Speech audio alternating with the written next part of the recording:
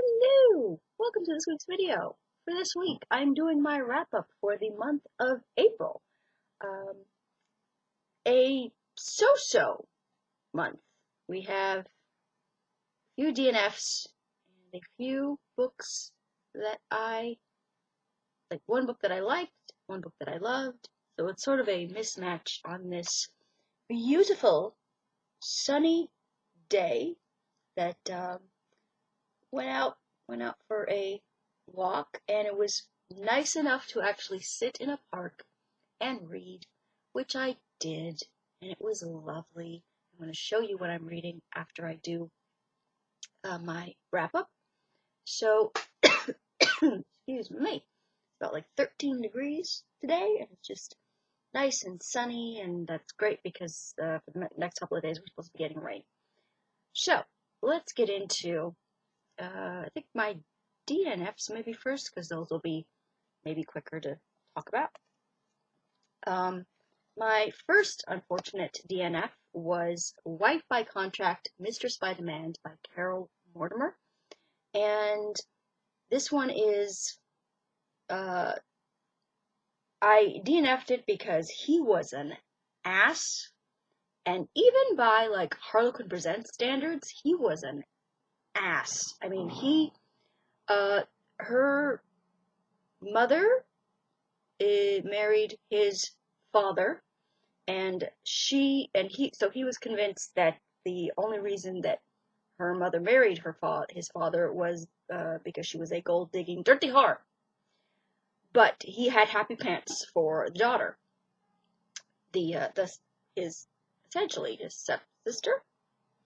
But of course he tried to fight it, but he couldn't help himself because, of course, he's a man. Why would he be able to help himself?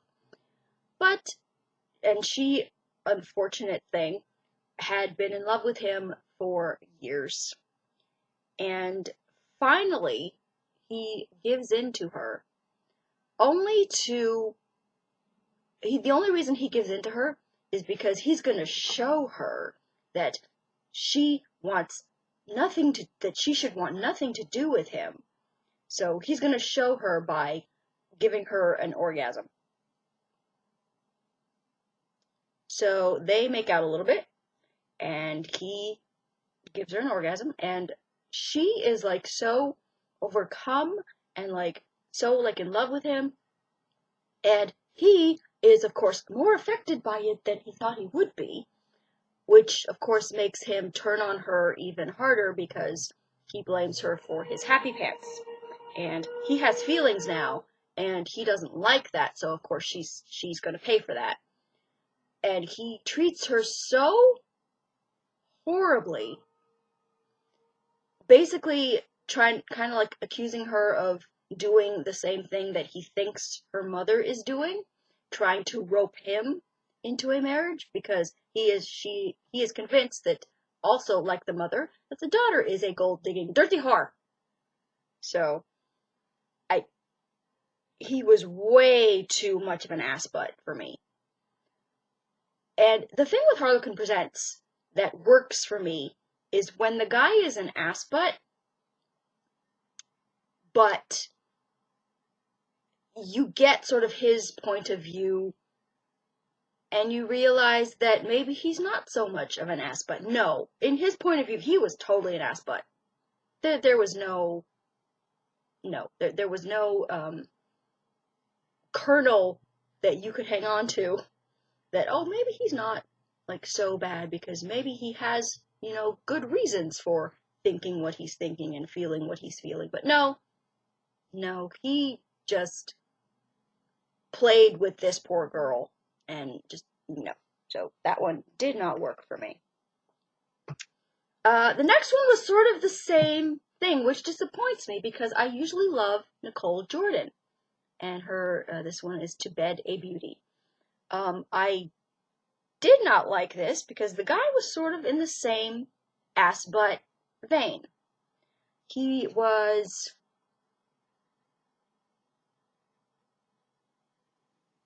She wants to marry this Earl guy, but she doesn't want the Earl guy to cheat on her. So she wants to be the kind of wife that a earl, or this earl particularly, would not stray from. She wants to make sure that she keeps his attention passionately. So she decides that she's going to get tutored in the art of seduction. But there's a guy that is Drew. He's a rake, of course. And at first she doesn't want to learn the art of seduction from him. She wants to find a guy, I think, that she can like bend to her will, and sort of like if she goes with like this guy, it might get out and like her reputation would be ruined, kind of sort of thing. That's sort of like what I got from it. But he like sees her and like hones in on her and is convinced that she's playing coy in like trying to avoid him, and that she actually does want his attention. So he manages to corner her out on a terrace somewhere, and they make out a little bit. And of course, she is like overcome by like the passion and stuff, but she's, you know, fixated sort of on her goal. So I think she pushes him away, and it irked me a little bit how hard like she was trying to refuse him, and how much he refused to accept her refusal.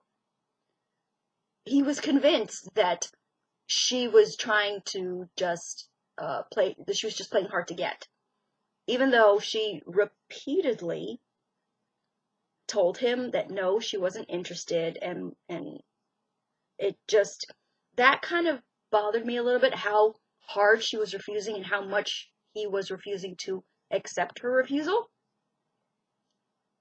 But okay, I was willing to go along with it. But then, after they make out a little bit and she like pushes him away and runs away from him, he learns that she is actually a friend of his. She's a friend of either his cousin, or no, I think she's the sister of his friend or something. And they're in like the same sort of circle. And he turns on her and basically treats her like she's a dirty whore and is not worthy of being friends with someone he respects, or that he's either the sister of his friend or something, or like he judges her that she should not be behaving the way that she was behaving with him. Again, so it's okay for him to like completely disregard the fact that she was trying to push him away. But the fact that she gave in to him and wasn't actually a dirty whore somehow makes her a dirty whore. And so I was like, nope, no thank you, Nicole Jordan. Shame on you for this one. This one, just no. This one was just very, very no. The next one I DNF'd, sadly, was By Private Invitation by Stephanie Julian. And this one was Annabelle. She got dumped by her boyfriend and is convinced that she's not, as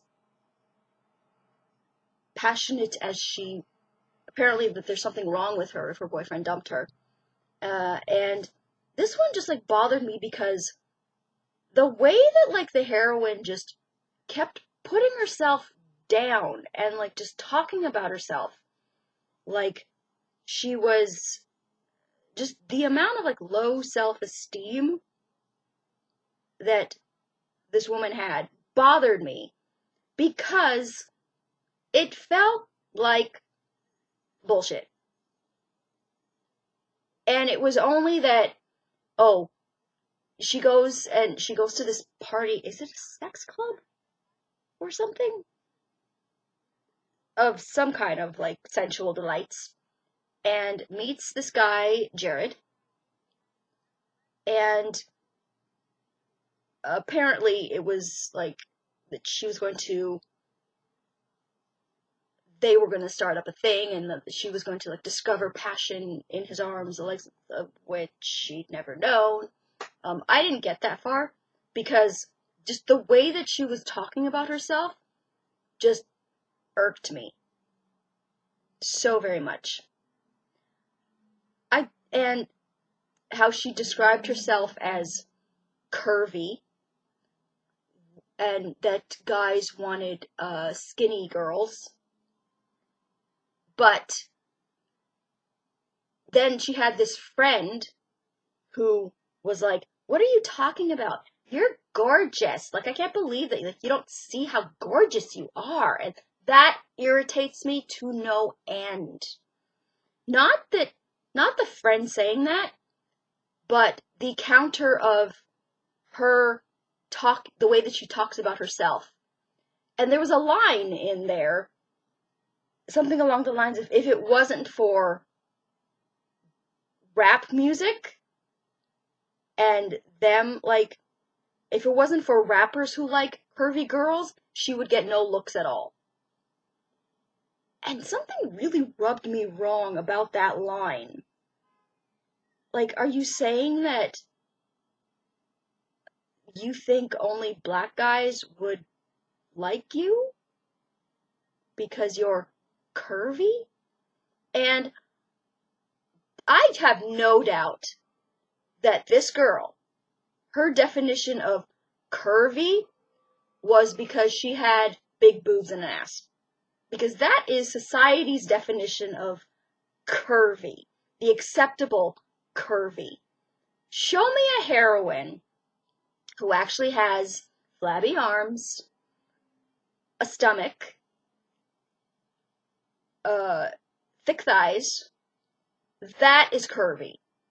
Not big boobs and a big ass is not curvy. Big boobs, big ass, small, flat stomach, toned arms, and like muscled that's not muscled thighs are not curvy. Okay? Let's stop with that, okay? So that is sort of what I kind of got from her. It's like, I don't want to read about a heroine talking shit about herself.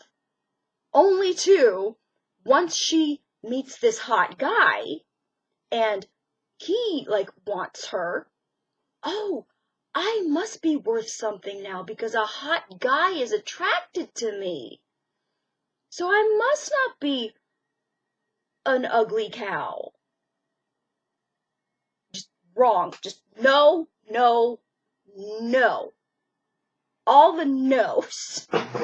So, this one, sadly, no.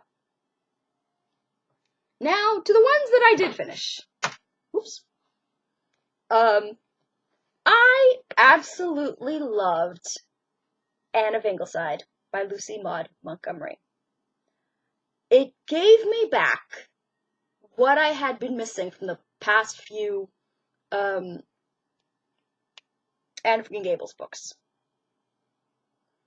It gave me back. It was centered around Anne and her family and Gilbert and the children, and it was just their life in this new house.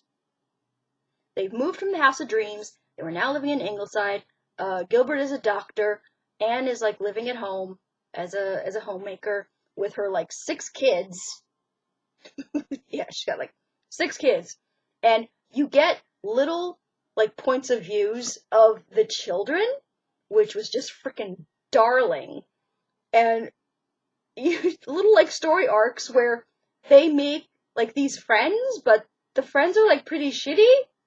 So it's sort of like them learning kind of like what about like life lessons of like little kids and like who they can trust, and like not to like just that like everybody is not as good as they are, and not everybody is as truthful and as open, and those are like little lessons that the kids learn. My favorite of Annie Gilbert's children is Walter. That little boy. I love Jem. I love Di. I love Nan. I little Rilla. I think she's like the youngest, apart from. I think she's the. Is she the sixth? No, I don't think she's the sixth baby. I think she's the fifth, and then Anne has another one. But yeah, Rilla, she's adorable. Jem, Nan, Di, sure, love them. But little Walter and his poetic little gentle soul has my heart. I absolutely love this book. It gave me all the feelings of the first 3 books. And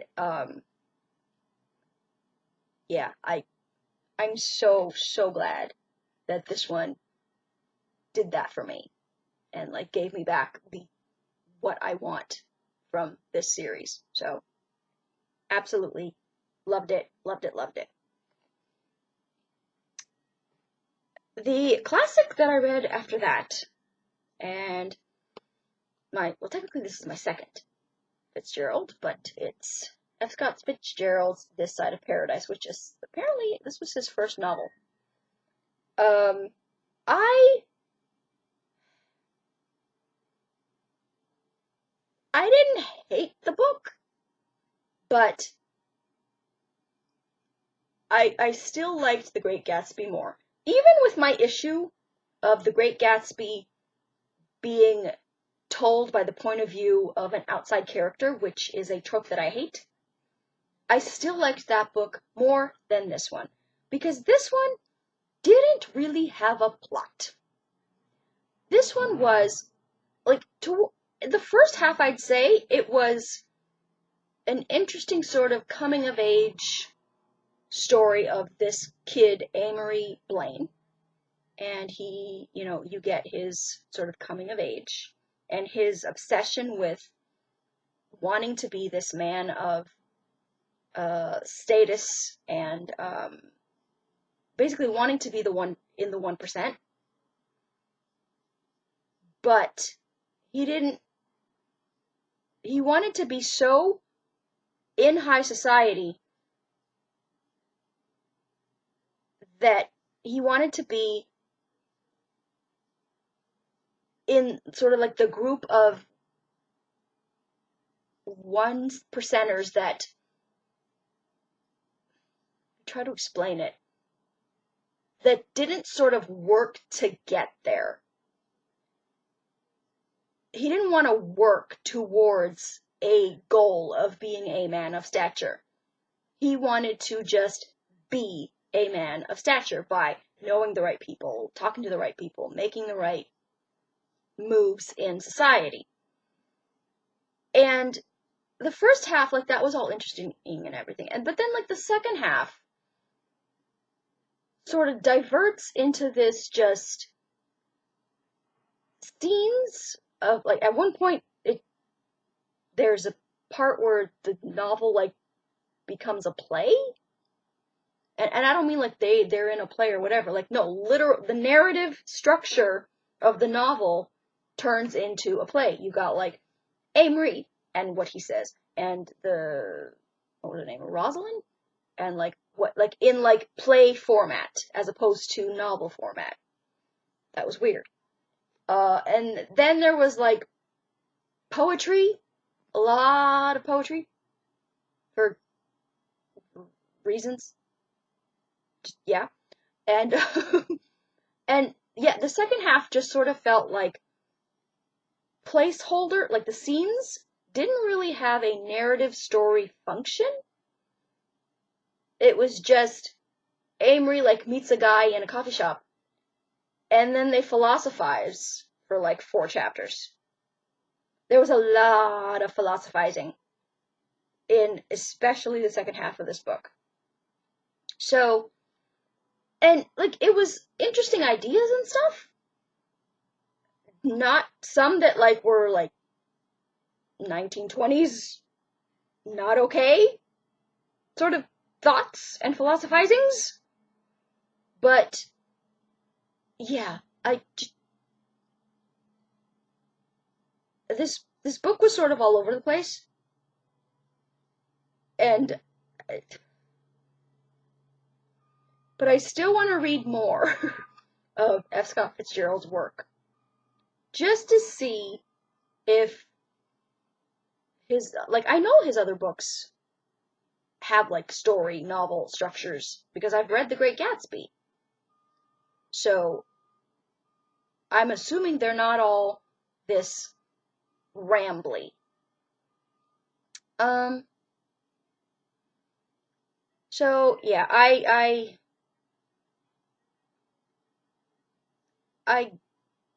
low-key liked it. Let's say that. I didn't high-key like it, but I low-key liked it. I think I gave it like 3 stars, or two or 3 stars on Goodreads. I still liked it more than any Hemingway that I've read so far. I tried, I think it was The Sun Also Rises, where I don't know who the hell was the main character, who was talking to who, what relationship one character had to another. That was, like, Hemingway just did that, if that's like his style, Hemingway does not work for me. This, at least, even though, like, the structure was, like, all over the place, the scenes themselves made sense. Even the poetry. Even the play. The scenes themselves made sense within themselves. It did nothing to move the story along, and there's this one part where he willingly takes the blame for this drunk driving thing, which I don't understand why, and it wasn't made clear why he did it. Just that, like, sort of he did. And towards the end, you don't really get the feeling like it, like, he doesn't really evolve into a better man.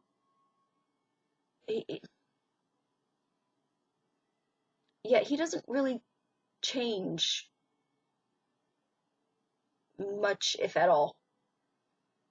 So, yeah, I'm willing to, like, read more of F. Scott Fitzgerald because his plots and stuff just, like, interest me a lot. Oi, this one was this one was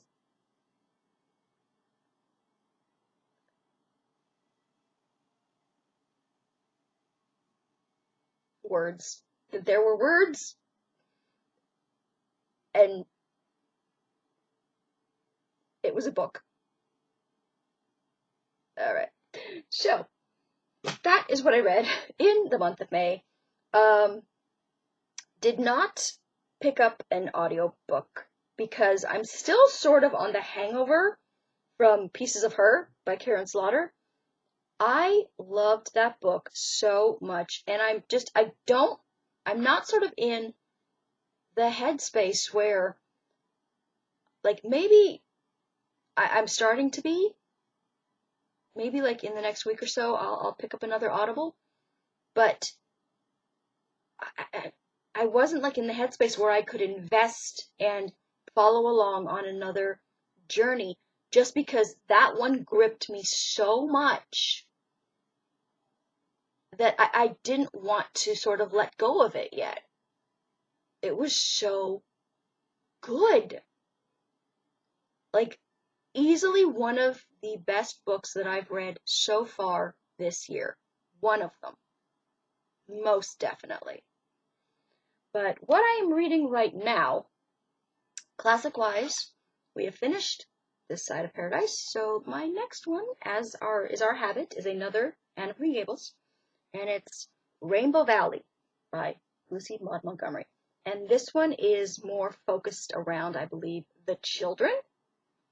Oh, I will say, going back to Anne of Ingleside, there is a tiny little, in the back blurb, it mentions that, I'm going to read you the bottom back of the back blurb. Despite the endless demands on her time, Anne can think of no place she'd rather be than her beloved home, Ingleside. At least not until the day she begins to imagine that her cherished Gilbert doesn't love her anymore. Could it possibly be true? She's a little older, but in her heart, Anne knows she's still the same fiery redhead who came to Green Gables all those years ago. She hasn't changed, but has he. The fact that they put this in the back blurb, and it's such a small little, I think it is like the last 2 or 3 chapters, and that's it. It's such a small little part of this book. But I will say, I really liked the way that they handled it. I'm not going to say sort of what sort of happens there, but I really like how it was more of course, a situation of more like a miscommunication and just sort of being distracted and just, I'll only say that my Gilbert would never, and he did not. So that's all I'm going to say sort of about that, but just that it's a very small part of the plot, despite the apparent like big deal they make of it in the blurb. It really is. But so right now I've started Rainbow Valley. I am about 48 pages in, and this one is more centered around the children, and they meet these Meredith children who sort of live in like a nearby, this widowed minister, John Meredith, comes to town with his own 4 kids, and so it's Anne's kids meeting up with these Meredith kids, and they've pretty much just met each other, and there's also this little runaway called Mary Vance, and she's sort of in the mix now, and I'm sure that it's gonna be a whole like genetic thing of like, we're meeting like this poor girl and like we're gonna fix her life. So instead of like just Anne going around fixing everybody's life, now it's her children. They're going around and they're gonna fix everybody's lives. And I'm still loving my darling little Walter, who is so precious. He is too precious for this world. I love that little boy. Again, I love all of the Blythe children, but Walter has a special place in my heart. I love that boy. So started that and enjoying it so far. And my work, excusez-moi, my Taking to Work book is still Kathleen E. Woodowiss's Shanna. And I am thoroughly enjoying this book. I don't know if I mentioned before that it is Shayna, and she either has to get married, she has to find a husband, or her father will find a husband for her. So, she finds a husband, and she finds him in jail, and he's about to be hung. So she's like, let's do me this favor, and like, I'm not sure exactly what he was supposed to get out of it besides a night with her. But he agrees, and they get married. But she, sneaky little wench that she is, has a plan that's going to keep her from honoring her part of the bargain, which is that she was supposed to spend the night with him as his wife. On the way, after they get married, on the way back to, they were supposed to go to an inn where they would spend the night together as man and wife. Nope. Shanna has this plan where she's going to drive him back to the prison, and they would be like, then the guards would like grab him and take him back to the prison, and she'd still basically be a virgin and not have to have this criminal's hands on her. Funny thing about that, when they clean him up good for the wedding, they clean him up damn good for the wedding, and Shayna starts to kind of maybe have a little bit of happy pants. And there's very much an attraction between the two of them. So much so that in the carriage on the way to, Rourke thinks it's the prison, it thinks it's the inn, Shayna knows it's the prison. On the way, they do a little something something, and Shayna gets so overcome by passion that she gives it up. She gives him the milk and cookies. However, it's a very short-lived milk and cookies, because the guards are waiting and they grab him, and he realizes Shayna's betrayal and of course is furious.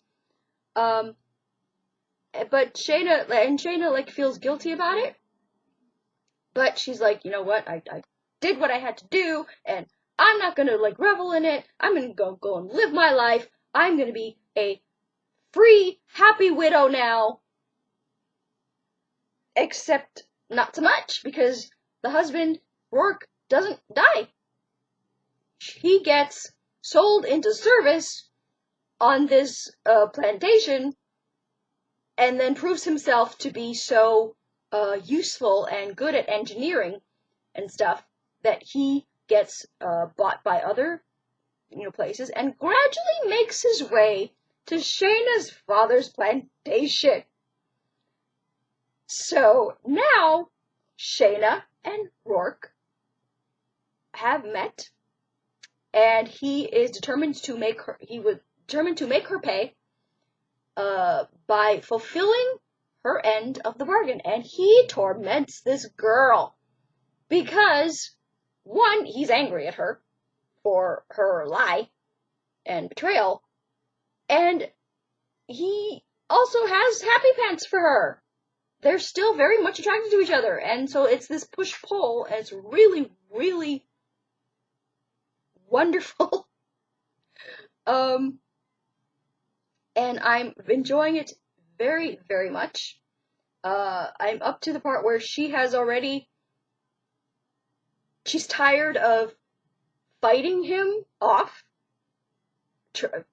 tired of like his constant like tormenting her, teasing her, and threats that like he's gonna tell her father and blah blah blah, that he's actually alive and blah blah blah, that she actually finally gives in and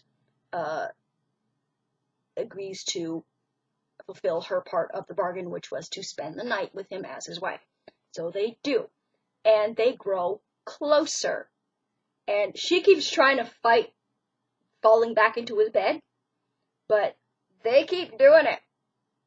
They keep doing it because the happy pants are growing, and the happy feelings are growing. So I am completely enjoying this purple, flowery, inappropriate, crazy sauce book. Absolutely enjoying it so far. Yeah, so that's what I'm reading right now. Audible, nothing yet, but I might pick something soon.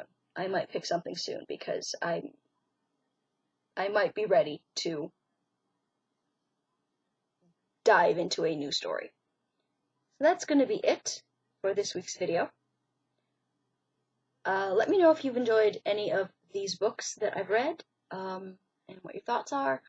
Follow me on Twitter at twitter.com/authorejamie. like my Facebook page at facebook.com/authorejamie, and I will talk to you guys next time. Bye!